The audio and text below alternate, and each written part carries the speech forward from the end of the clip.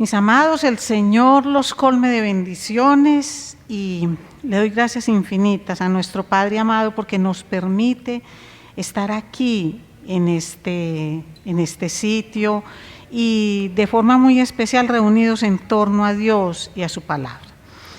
Es normal que nosotros recibamos invitaciones para orar. Hoy, por ejemplo, desde temprano recibí una convocatoria para unirnos a las 11 de la noche en oración por nuestro país. Recibimos invitaciones para orar por salud. Nosotros mismos hacemos muchas peticiones por determinados aspectos. Oramos por situación económica, oramos por asuntos de violencia. Nos reunimos para orar, para que el Señor nos dé discernimiento y mucho entendimiento a la hora de elegir Senado y presidente. En fin, son invitaciones que recibimos de todo tipo de personas, no necesariamente de líderes religiosos, sino todo aquel que de alguna manera cree que Dios puede ayudar en todos estos aspectos. No tiene mucho sentido que alguien que no cree en Dios invite a unirse en torno a Dios para una petición especial, pero bueno, no faltará quien lo haga de esa manera. Y con esto yo no estoy calificando ni censurando las oraciones ni las convocatorias para orar, porque creo que todos los días debemos hacer más convocatorias para estar en oración.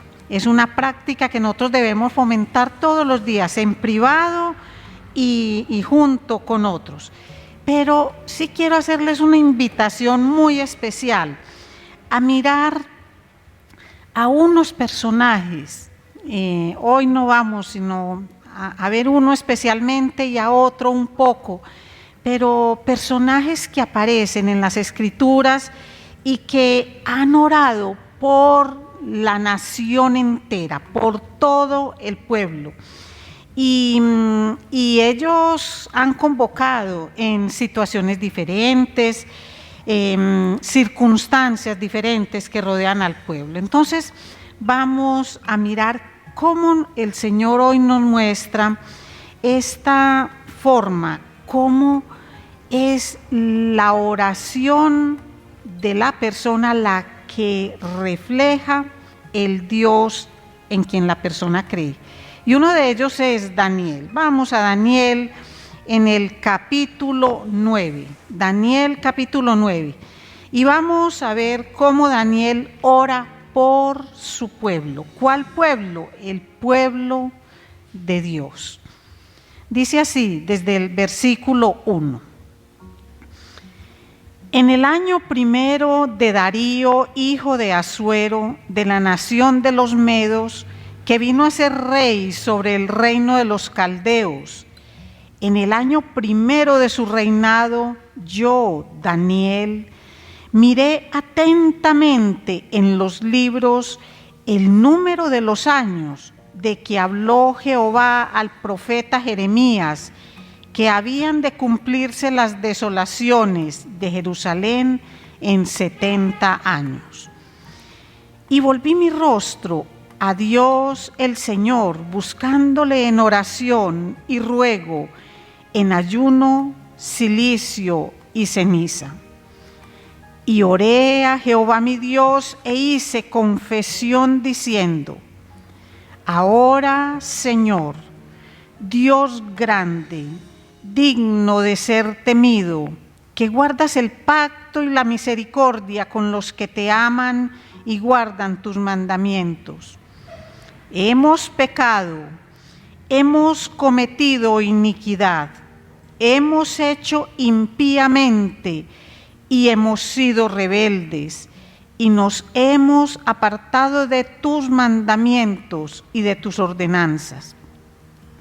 No hemos obedecido a tus siervos los profetas, que en tu nombre hablaron a nuestros reyes, a nuestros príncipes, a nuestros padres y a todo el pueblo de la tierra. Vamos a dejar inicialmente hasta ahí esta oración y pidamos que sea el Señor quien nos ayude. Y Padre, porque sin la ayuda tuya, sin tu Espíritu Santo dándole luz a esta palabra, Señor, nosotros no comprenderemos. Padre, tú que eres grande, misericordioso, todopoderoso, Rey de reyes y Señor de señores, que has inspirado estas escrituras, Señor, permite, Padre, que ante ti podamos llegar con oración y súplica, con confesión de pecados, Señor. Padre, gracias por tu palabra. Te lo agradecemos infinitamente en el nombre poderoso de Cristo Jesús. Amén.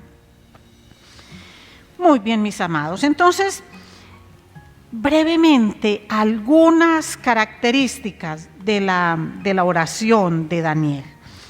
Miremos cuál era el motivo de oración de Daniel. ¿Qué estaba haciendo Daniel? Daniel ya llevaba muchos años en cautiverio y él leía las escrituras, estaba leyendo a Jeremías, y en Jeremías decía que el final de la desolación, el final del exilio para el pueblo se iba a dar a los 70 años luego de su cautiverio. Entonces, ¿qué hace Daniel? Él dice, claro, estamos próximos a que se cumpla ese tiempo, pero ¿cómo está el corazón del pueblo?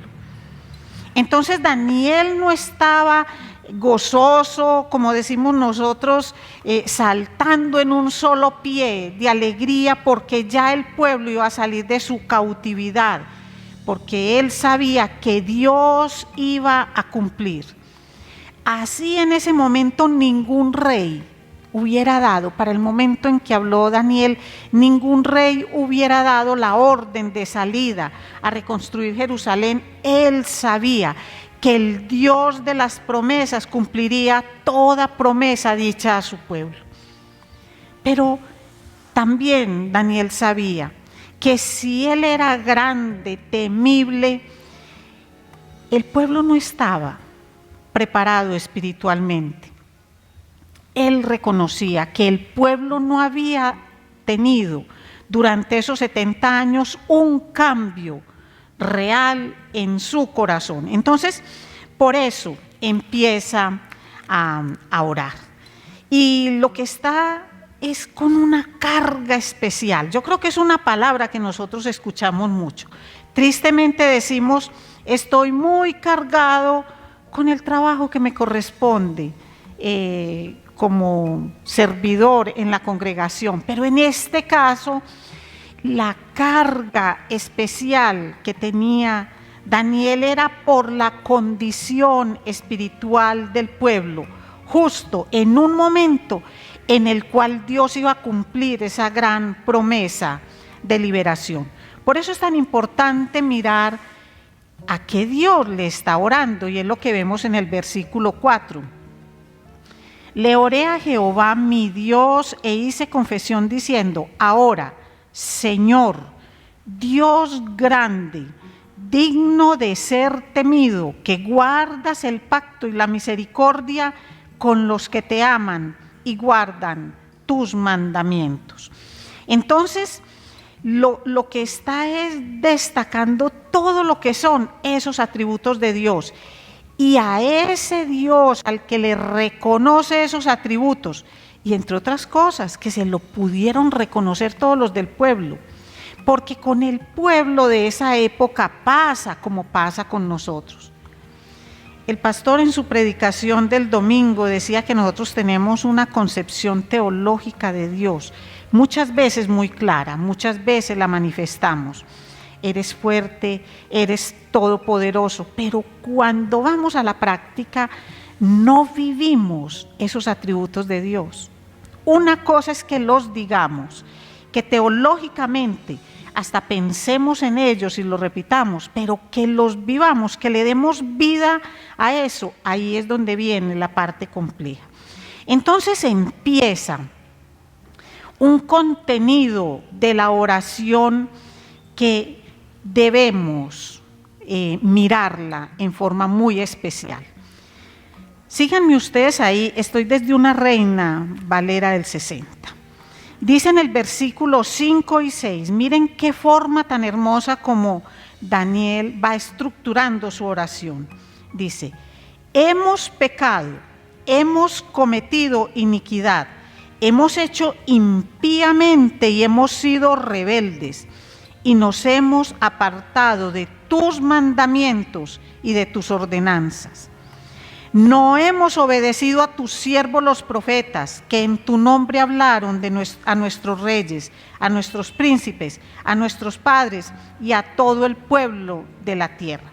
Entonces, ¿cómo inicia el contenido de la oración? ¿Cómo lo inicia Daniel? Incluyéndose. Él se incluye, él se hace parte del cuerpo de Dios. Yo creo que podemos recordar que cuando una parte del cuerpo sufre el cuerpo completo. Pues cuando un líder espiritual de estos reconoce el problema espiritual de su pueblo, él se pega, porque es que él se siente parte del pueblo de Dios, que es lo mismo que nos pasa a nosotros. Pero aquí Daniel no está diciendo, hemos pecado para sentir que es un montón de gente y que su pecado es mínimo. No, él está diciendo, hemos pecado contra Dios porque la fidelidad, la grandeza, la misericordia de Dios ha sido para con todos nosotros, pero nosotros le hemos fallado, y se incluye. Quienes conocen a Daniel saben que él no oraba porque fuera esta hora o la otra, sino que él era un hombre con una vida de oración, no con unos raticos de oración, sino que todo para él era orar. Toda su vida, sus enseñanzas, todo giraba alrededor de esto. Entonces, aquí él empieza incluyendo dos clases de pecados, mis amados, bien importantes. Pecados que se pueden llamar pecados por acción y pecados por omisión. ¿Cuáles son aquí pecados por acción? Primero hemos pecado, hemos cometido iniquidad, hemos hecho impíamente y hemos sido rebeldes y nos hemos apartado de tus mandamientos y de tus ordenanzas. Esos son pecados de acción, lo que el pueblo ha hecho. Pero hay pecados de omisión, como el del verso 6. No hemos obedecido a tus siervos los profetas, que en tu nombre hablaron a nuestros reyes, a nuestros príncipes, a nuestros padres y a todo el pueblo de la tierra. Y miremos en el versículo 13. Conforme está escrito en la ley de Moisés, todo este mal vino sobre nosotros y no hemos implorado el favor de Jehová nuestro Dios. Pero miren ese implorar, y si tienen ahí la Biblia, resáltenla por favor y llévenselo en su corazón. Dice, no hemos implorado el favor de Jehová nuestro Dios para convertirnos de nuestras maldades y entender tu verdad. Porque es que a Dios le clamamos diario. Y nos levantamos y le decimos, gracias Señor por la vida. Y le clamamos por muchas cosas, lo cual no es malo. Eso no es malo en sí mismo, no. Pero, mis amados, cuando hacemos una convocatoria de oración para pedirle perdón a Dios por nuestros pecados. Y hay una cosa, primero debo reconocer mi pecado. Yo reconozco mi pecado y luego llevo a otras personas a que lo reconozcan. Pero reconocer el pecado no es quedarse en la confesión. Creo que todos, y empezando por mí, hemos cometido ese error. Es que no es decir, Señor, he pecado, sino en la intimidad con Él, ¿en qué he pecado? Como pueblo, reconocer en qué hemos pecado, cuáles son los pecados de acción y cuáles son los pecados de omisión. Yo no sé ustedes, pero yo no encuentro que nuestro país y el mundo en general se escape de lo que son estos pecados de acción o estos pecados de omisión. Eso es lo que nos está pasando en este momento. Es eso precisamente lo que nos pasa. Pero normalmente las convocatorias de oración son para pedir, no para reconocer el pecado y para arrepentirnos. Porque a veces decimos, ¿cuál es el pecado? Sí, declaramos que hemos pecado, pero no hay arrepentimiento, no hay transformación.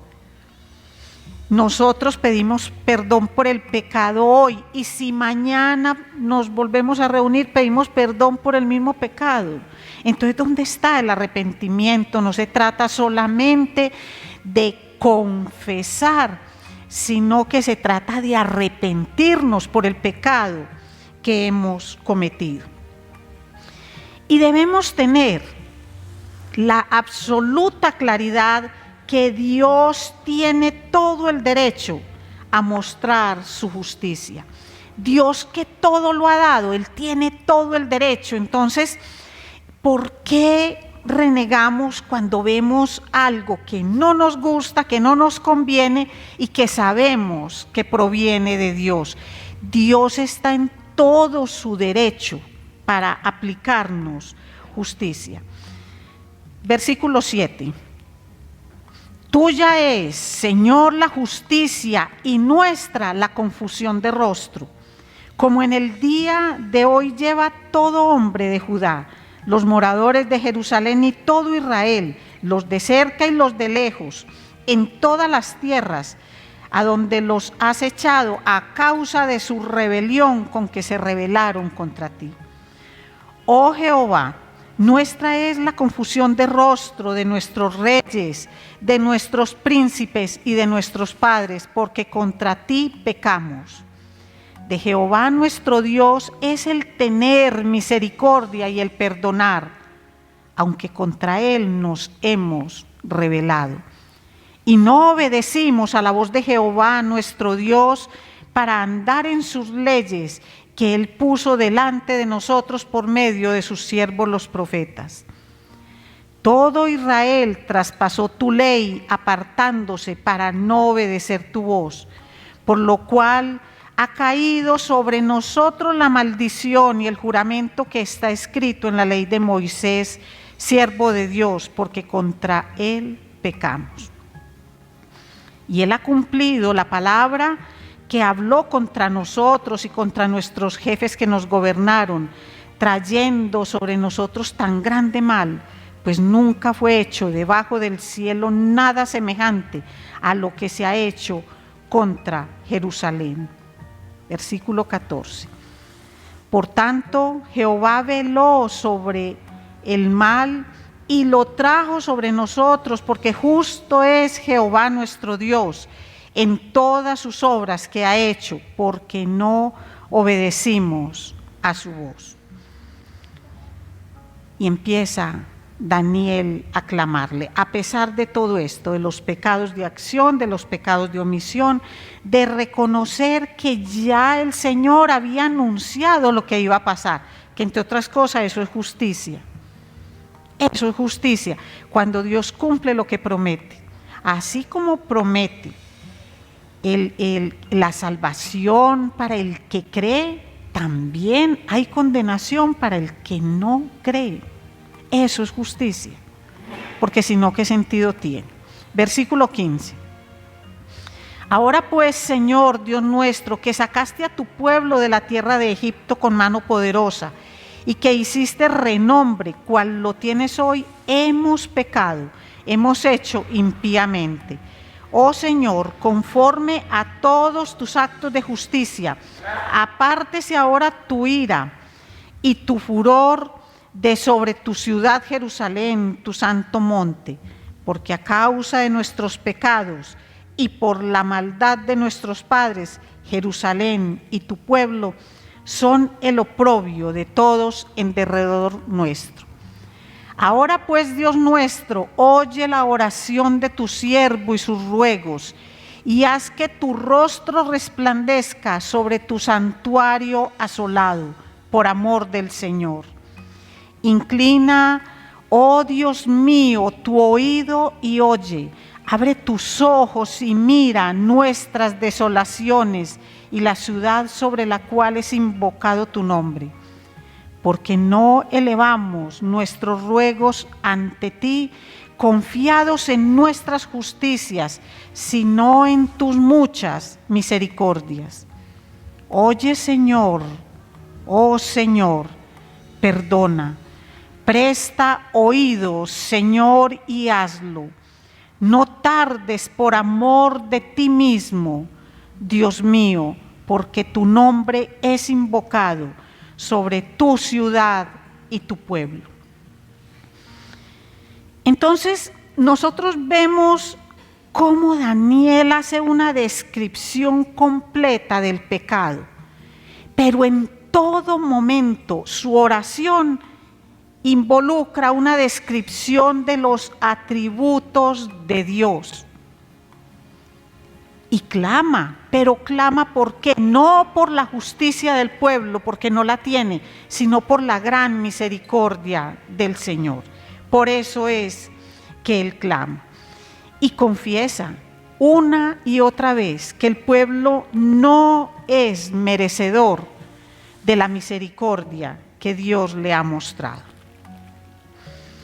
Y en toda esta oración nosotros sentimos que Daniel se le quiere salir el corazón por la boca. Ustedes no han visto personas que cuando hablan del Señor, cuando oran, contagian ese amor, ese conocimiento de Dios, no para engrandecerse a sí mismos, sino porque de alguna forma Dios se manifiesta a través de ellos, de sus gestos, de sus palabras, de lo que dicen. Y aquí Daniel no está reflejando solo un gran conocimiento de Dios, sino que está mostrando cómo es el carácter y el corazón de Dios. Porque es que una cosa es que yo hable lo que sé de Dios y que me dedique a hablar de historia y un gran cúmulo de conocimientos, pero otra cosa es que pueda comunicar lo que es el carácter y el corazón de Dios, porque eso solo lo comunica el que lo vive, el que lo conoce, el que lo identifica en ese Dios al cual está predicando. Entonces, Daniel recibe una respuesta hermosa y los invito a que continúen la lectura. Y Dios le habla a través de un ángel y le habla del Mesías Salvador. Pero no solamente cuando viene a morir en una cruz, sino cuando anuncia su segunda venida. Y vemos entonces ese carácter de Dios reflejado en esas oraciones. Pero ¿qué pasa a veces con las oraciones, por poderosas que sean? Como que va pasando un tiempo y el pueblo o la persona va como decayendo y vuelve otra vez como a lo mismo. Y vamos a usar un poquitico de historia para conectar a Daniel con otro siervo de Dios, con Esdras, con el sacerdote de la reconstrucción del templo. Daniel fue llevado a Babilonia en el año 605 a.C. Y cuando hizo esta descripción que se detalla en el capítulo 9, estaba cercano a los 70 años para ser liberado el pueblo, o sea que estaba cercano al año 538 a.C. Recordemos que vamos disminuyendo hasta llegar a la venida de Cristo, que sería el año 0, y desde el cual empezamos a contar los 2022 años en los que hoy estamos, de la era cristiana. Se dieron varios retornos de la gente que estaba en Babilonia esclava. Daniel predicó, enseñó y oró al pueblo en la esclavitud, al pueblo que estaba exiliado en Babilonia. A ellos les habló. y se empieza a dar el retorno. Ahí en el año 538 se da el primer regreso de ese exilio y regresan 49.647 personas. Y ustedes dirán, pero ¿y por qué esos números como tan exactos? Porque es que para Dios todo el mundo cuenta. Como cuenta nuestro nombre escrito en el libro de la vida. Toda persona cuenta y es importante. 49.647 regresaron con Sesabar, Zorobabel y Yeshua. Y luego vino en el segundo grupito que vino del exilio, vino Esdras como sacerdote con 1.758 personas que vinieron a ayudar en toda esta labor de ministrar en el templo. Entonces, mire, entre el año 538, que fue la oración de Daniel, y el año 458 se dio la oración de Esdras, que vamos a mirar algunos aspectos.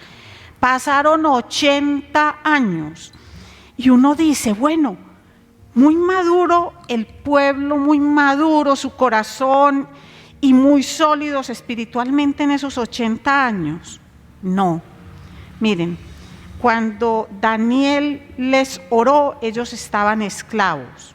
Pero cuando Esdras oró, y ustedes muy juiciosos lo van a leer en Esdras capítulo 9, cuando él oró, ya estaban en libertad.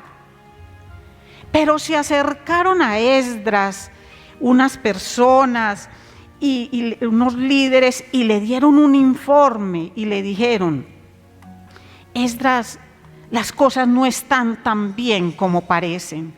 Porque empezando por los sacerdotes y los gobernadores han desatendido la palabra del Señor, porque se han casado con mujeres de todas estas regiones. Y eso va en contra de lo que Dios ha pedido desde siempre, que no se unan con esas regiones. Cuando uno lee el contexto anterior a Esdras, uno ve un pueblo que hace holocaustos, que ya se está reuniendo alrededor de un templo, por sencillo que sea, es el templo. Ya están haciendo cosas que demuestran que creen en Dios, que lo quieren obedecer, pero no lo obedecen. Escuchan la palabra, pero sus vidas son otra cosa. Una cosa es cuando están reunidos, congregados en torno a la palabra, pero cuando llegan a vivir sus vidas, su cotidianidad, eso como que no empata, eso no concuerda. Entonces, ¿qué es lo que hace Esdras? Esdras entonces, cuando escucha esto, lo que él hace es físicamente rasgar sus vestiduras, arrancarse cabellos, eso todo tiene un simbolismo. Pero él se identifica con el pueblo, él apenas está llegando con este grupo de personas que lo están acompañando. Ve cómo se están comportando, pero recibe de los líderes esta información. Entonces él se duele al ver que el pueblo espiritualmente sigue en pecado, que sigue dándole la espalda a Dios. Y Esdras se toma como propia una carga muy grande, que es la condición espiritual del pueblo debido a sus pecados. La misma carga que tenía Daniel en épocas diferentes. ¿De qué valió la libertad? ¿En qué engrandecieron al Señor? Cuando estaban en los 70 años de cautiverio, anhelaban un templo, lo anhelaban. Inclusive lo dice Daniel en su oración.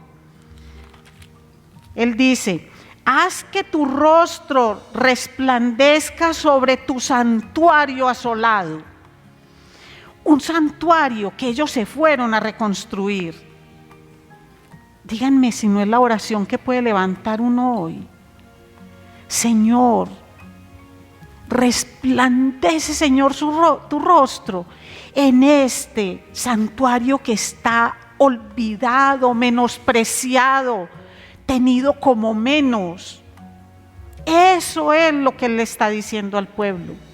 Eso es lo que le está diciendo. Se van a reconstruirlo, pasan 80 años y le llevan al Señor al santuario las ofrendas, los sacrificios, y salen a tener negocios, hijos y contacto con personas que adoran otros dioses, y ellos se contaminan y terminan adorando también a esos dioses.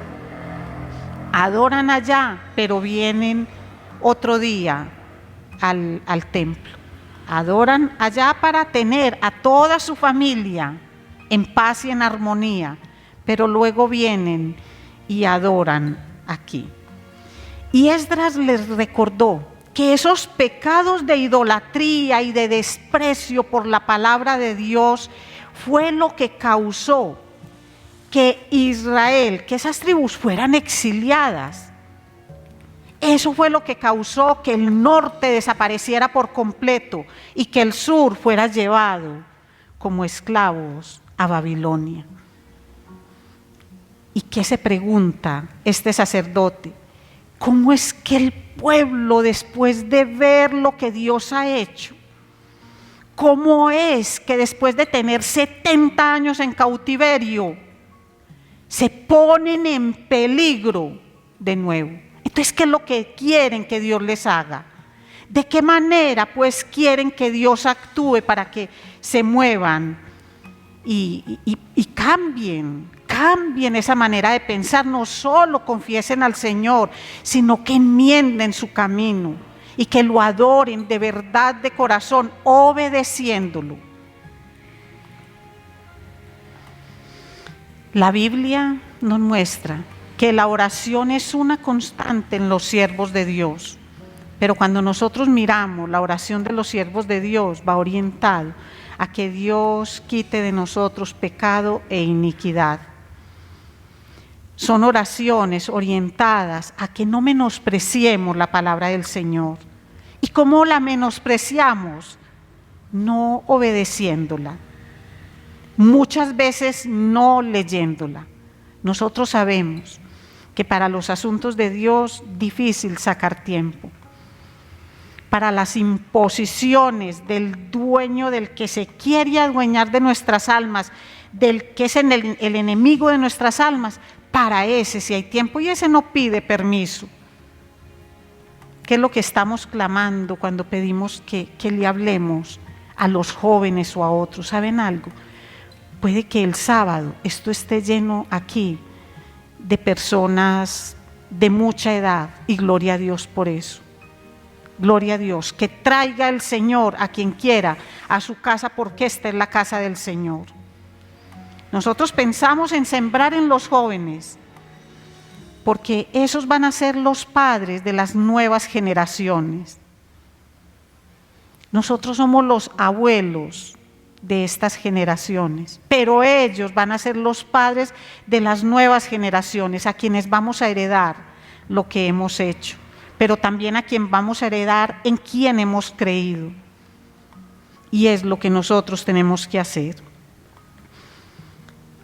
Cargas que tenían estos dos siervos de Dios, una carga por la condición espiritual del pueblo.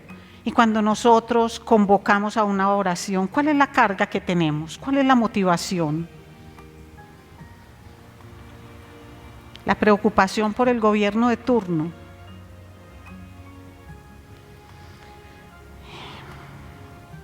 ¿Cuál es nuestra carga? Estamos preocupados por las inclemencias del tiempo, por las olas de calor, de lluvia, por la gente que se está quedando sin sus plantíos, porque ha subido la papa y no va a rebajar sino hasta julio, porque no alcanza para la carne, el pollo o el pescado, porque no alcanza para nada de eso. Esa es la carga que tenemos, eso es lo que nos motiva a orar. Esas son motivaciones egoístas, son de nosotros, para nosotros mismos, como cuando pedimos salvación. Pero ¿cómo es de distinto cuando nuestra carga es por la condición espiritual propia y del otro? Porque yo no me puedo olvidar del otro, yo no me puedo quedar juzgando al otro. A mí me debe doler hasta lo más profundo de mi ser, ver cómo este mundo se está destruyendo, porque es que este mundo, yo no sé si ustedes no lo ven, pero se está convirtiendo en un cementerio espiritual. En eso se está volviendo el mundo. Un cementerio espiritual, y las casas de oración no son la excepción. No lo son. Entonces tenemos que despertar y tenemos que pensar en el pueblo entero, pero cuando reconocemos que somos parte del problema, también debemos reconocer que somos parte de la solución. Así que no solo debemos confesar, sino arrepentirnos. Y si nosotros no nos arrepentimos primero, no somos capaces de llevar a otros al arrepentimiento, y eso se ve en lo que hacemos, en cómo vivimos, en cómo actuamos, en cómo nos comprometemos, en cómo respondemos ante tantas cosas. Si nosotros no reconocemos la santidad de Dios, nos vamos a quedar indiferentes con el pecado. Y vamos a seguir diciendo que el pecado es debilidad. No, pecado es pecado. Y no hay pecaditos veniales. Pecado es pecado. Y pecado es toda esa manifestación de la criatura contra el Creador. Pecado es todo aquello que va en contra de lo que Él dice, porque no te quiero seguir, porque no te quiero escuchar, porque eso era para los otros allá atrás, antes. Eso era para los del tiempo de la ley, para los que estaban con Moisés. Yo soy del tiempo de la gracia. ¿Y qué hago con la gracia? La pisoteo. Digo, es que soy salvo, pero salgo a hacer lo que hace el inconverso, el perdido, el que está alejado del Señor. Dios le va a exigir más al que más conoce. En el tiempo de Esdras, los que empezaron casándose con las mujeres de los otros pueblos fueron los gobernantes y los sacerdotes, y el pueblo entero se fue. Todo el pueblo se fue. Cuando Esdras les pidió que para obedecer a Dios dejaran a estas mujeres y a sus hijos, no que los abandonaran y los pusieran a aguantar hambre, pero que se separaran de ellos, muchas personas no hicieron caso. Algunas personas no hicieron caso. El resto le hizo caso al Señor, y vino para ellos un tiempo muy hermoso. Y yo sé que alguno de ustedes está que se rasga las vestiduras, y de forma muy especial quienes están ahí escuchando a la distancia, porque van a pensar que Dios es malvado. No, lo que hay es que corregir lo que desde el principio se dañó por desobediencia. Y es la invitación a todos nosotros a que miremos por qué estamos en las condiciones en que estamos. ¿Cómo está esa condición espiritual nuestra y del mundo? Díganme si no es un mundo perverso, perdido, corrompido hasta el máximo, cuando las altas cortes se dedican a estudiar, a definir si mato a un bebecito de 14 semanas o de 24, como si fuera más pecado el uno que el otro. Matar es matar, y que quite la vida el que dio la vida. Pero el mundo sigue todo eso. El mundo está engolosinado con esas cosas porque somos indiferentes ante el pecado. Que cada cual haga como le provoque. Ese era el lema de los jueces. Iban cada vez como en una espiral cada vez más grande de continuo al mal, y cada cual hacía como bien le parecía. Entonces, mis amados, este es el momento de unirnos y de clamar, pero para reconocer mi pecado y el del mundo. Que yo no puedo arreglar el pecado del mundo, pero sí le puedo orar al Señor y decirle: Señor, yo soy parte de esto y tengo pecados de acción y tengo pecados de omisión. Y tú eres grande, todopoderoso, misericordioso. Tú eres el creador, el soberano creador, el que nos ha dado a su Hijo para que lave la culpa de nuestros pecados y nos dé la salvación. Ayúdanos, Señor, a llevar este mensaje al mundo, reconociendo el carácter de Dios y el corazón de Dios. No hablando de una gracia sin arrepentimiento. La gracia tuvo un precio muy alto y es la sangre de Cristo, dada a cada uno de nosotros que creemos en el valor de ese sacrificio, y con eso se comprueba lo valiosos que somos. Así que no podemos quedarnos indiferentes. Así que un evento como el al que estamos convocando el sábado no es cualquier tontería, no, es una manera de decir: yo me comprometo con esta juventud, no los critico, oro por ellos, los apoyo, hago todo lo necesario para que escuchen la voz de Dios. Aquí no se les invita a que cambien de religión o hagan cosas, no. Vamos a llegar a ellos en el lenguaje de ellos, para que ellos escuchen el lenguaje del cielo, el lenguaje de salvación. Vamos a ponernos en pie y le damos gracias infinitas al Señor. Cuando Salomón hizo la dedicación del templo, en Segunda de Crónicas, cuando terminó de construir el templo y le hizo esa dedicación al templo, miren de la manera como Dios le dijo, y es lo que debe quedarnos hoy a nosotros: si se humillare mi pueblo, sobre el cual mi nombre es invocado, y oraren y buscaren mi rostro, y se convirtieren de sus malos caminos, entonces yo oiré desde los cielos y perdonaré sus pecados y sanaré su tierra.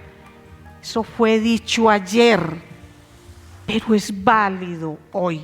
La invitación es a humillarnos delante del Señor, a reconocer nuestro pecado, a enmendar el camino, a corregir lo que tenemos que corregir. Señor, gracias.